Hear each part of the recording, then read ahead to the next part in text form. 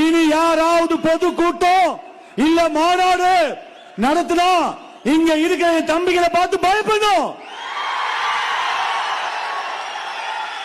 இந்த கரண்ட் கொக்கி போடுற பழக்கம் எங்களுக்கு இல்ல.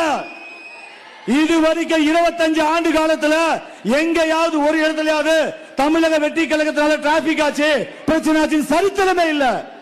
எங்க தளபதி ஒழுக்கத்தை கொடுத்திருக்காங்க. ஒரு பெண்களை பார்த்தா முதல்ல எங்க வாயில வர்றது தங்கை, அக்கா, அம்மா, இதான் எங்க வாயில வரும். இததான் எங்க தளபதி எங்க பொதுச் செயலாளர் சொல்லி கொடுத்திருக்காங்க. இப்ப சொல்றேன், அந்த அடுத்தவர் நடத்தும் மாநாட்டில் அந்த கரண்ட் கொடுக்கிறவங்க, ஜெனரேட்டர் போடுறவங்க, சீரியல் லைட் போடுறவங்க, மைக் செட் போடுறவங்க எல்லாமே தமிழக வெற்றி கழகத்தை சேர்ந்த என்னுடைய தம்பிகளா தான் இருப்பான். ஒவ்வொரு பொதுக்கூட்டம் மாநாட்டு நீ நடத்துறதுல விடமாட்டேன்.